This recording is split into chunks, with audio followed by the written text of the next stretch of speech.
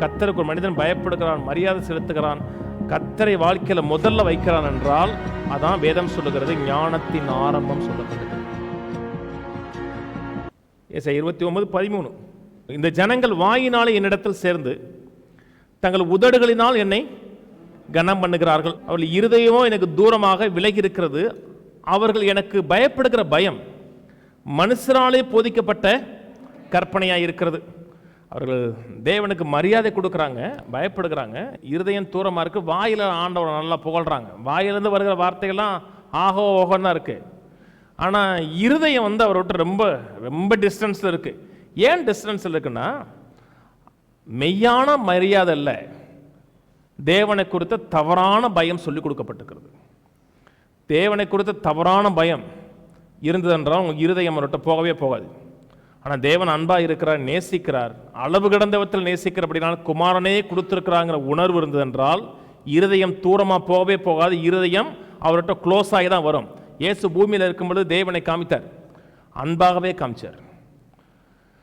புறக்கணிக்கப்பட்ட மக்களை நேசித்தார், சமுதாயத்தில் தள்ளப்பட்ட மக்களை நேசித்தார். பெச்சாரிகள், வேசிகள், ஆயக்காரர்கள் இவரெல்லாம் சமுதாயத்தில் புறக்கணிக்கப்பட்ட மக்கள், யாரும் பேச மாட்டாங்க. அவர்களை போய் சந்தித்தார், அவர்களை ரட்சித்தார், தன் மந்தைகளை சேர்த்தார். அதான் தேவன். தேவன் என்றால் கொள்ளுகிறவர் கிடையாது, தேவன் என்றால் நம்மை நேசிக்கிறவர். வாழ்க்கையில் பிரதானமானது மரியாதை கொடுக்கக்கூடிய ஒரு காரியம் என்றால் தேவன்.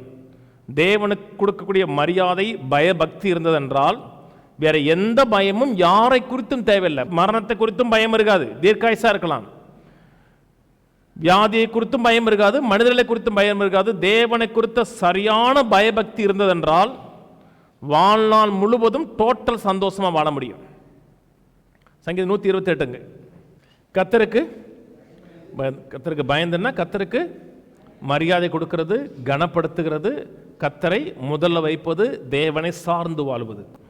கர்த்தருக்கு பயந்து அவர் வழிகளில் நடக்கிறவன் எவனோ அவன் கர்த்தருக்கு பயப்படுகிறான், மரியாதை செலுத்துகிறான் என்றால் அவனுக்குத்தான் கர்த்தருடைய வழிகள் தெரியும்.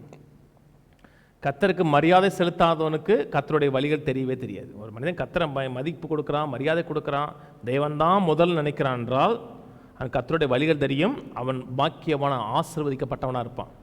உன் கையின் பிரயாசத்தை நீ சாப்பிடுவாய். எதை உழைக்கிறோமோ உழைக்கிறது கையில் நிறைவாக நிற்கும். இன்றைக்கி ரொம்ப பேர் உழைக்கிறாங்க, உழைக்கிறது நிற்கலை. அதில் ஒரு காரியம், தேவனுக்கு மரியாதை செலுத்தலை. தேவனுக்கு மரியாதை செலுத்தலை, தேவனுக்கு முக்கியப்படுத்தவில்லை என்றால் உழைச்சது நிற்காது. இது பெரிய காரியங்க. உழைச்சது போயிருமோன்னா தேவனை எந்த இடத்துல வச்சிருக்கணும்னு மட்டும் பாருங்க. தேவனை முதல் இடத்துல வச்சிருக்கிறோம், தேவனுக்கு மரியாதை கொடுக்கிறோம், மதிப்பு கொடுக்கிறோம், தேவனை கனப்படுத்துகிறோம் என்றால் உழைச்சது கையில் நிற்கும். உன் கையின் பிரயாசத்தை சாப்பிடுவாய், உனக்கு பாக்கியமும் நன்மையும் உண்டா இருக்கும், வாழ்க்கையே நிறைவாக இருக்கும். உன் மனைவி வீட்டோரும் கனிதரும் திராட்சை செடியை போல் இருப்பான்னா பிள்ளை பெருன்னு அர்த்தம். கனிதரும் திராட்சை செடின்னு என்ன அர்த்தம்? பிள்ளை பிறக்கும்னு அர்த்தம். 135 வயசுல கூட பிறக்கும். ஜாக்கிரதையாக மட்டும் இருந்துங்க. வசனத்தை நம்பினீங்கன்னா உன் மனைவி வீட்டோரும் கனிதரும் திராட்சை கொடியை போல இருப்பான், பிள்ளைகள் பந்தியை சுற்றிலும். கர்த்தருக்கு ஒரு மனுஷன் பயப்படுகிறான் என்றால் பொருளாதாரம், கையின் பிரயாசம், டோட்டலான ஒரு நிறைவான வாழ்க்கை, மனைவி, பிள்ளைகள் எல்லாமே நல்லா இருக்கும். அதான் கர்த்தருக்கு மரியாதை கொடுக்குற மனுஷன். இந்த பயத்திலிருந்து கர்த்தர் நம்மை விடுதலை ஆக்கலை. கர்த்தருக்கு பயப்படுகிற பயத்தில் விடுதலை ஆக்கலை. கர்த்தருக்கு ஒரு மனிதன் பயப்படுகிறான், மரியாதை செலுத்துகிறான், கர்த்தரை வாழ்க்கையில் முதல்ல வைக்கிறான் என்றால் அதான் வேதம் சொல்லுகிறது ஞானத்தின் ஆரம்பம் சொல்லப்பட்டுகிறது. தீமை நிறைந்த உலகம், பொல்லாப்பு நிறைந்த உலகத்தில் வாழுகிறோம். நாம் எடுக்கிற ஒவ்வொரு ஸ்டெப்லையும் தேவனுடைய ஞானம் இருக்கணும், தேவனுடைய ரகசியம் நமக்கு தெரியணும், மறைக்கப்பட்ட தேவ ஞானம் நமக்கு வெளிப்படணும். சங்கீதம் 25 எடுங்க. சங்கீதம் 25:14. கர்த்தருடைய ரகசியம் அவருக்கு பயந்தவரிடத்தில் இருக்கிறது, அவர்களுக்கு தம்முடைய உடன்படிக்கையை தெரியப்படுத்துவார். கர்த்தருடைய ரகசியம் அவருக்கு மரியாதை கொடுக்கிறவர்களுக்கு இருக்கிறது. கர்த்தர் அவருக்கு மரியாதை கொடுக்குறாங்க, அவரை முன்னுரிமையில் வைக்கிறாங்க. தேவன் தான் பிரதானமான காரியமாக அவங்க வாழ்க்கையில் இருக்குது என்றால் தேவனுடைய ரகசியம் உங்களுக்கு தெரியும்.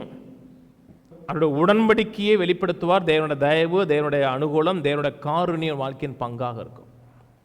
இதோ கர்த்தருக்கு பயப்படுகிற மனுஷன் இவ்விதமாய் ஆசீர்வதிக்கப்பட்டிருப்பான்னா சங்கீதம் 128 சொல்லுது.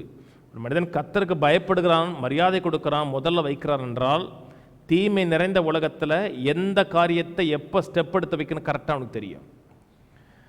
ஞானம் தாங்க முக்கியம். ஞானம் இல்லாமல் ஒரு காரியம் செஞ்சோம் என்றால் அவளும் வீணாக போயிடும். அப்புறம் அதை குறித்து வாழ்நாள் முழுக்க கவலைப்படணும், பயப்படணும், கவலையிலே வாழணும்.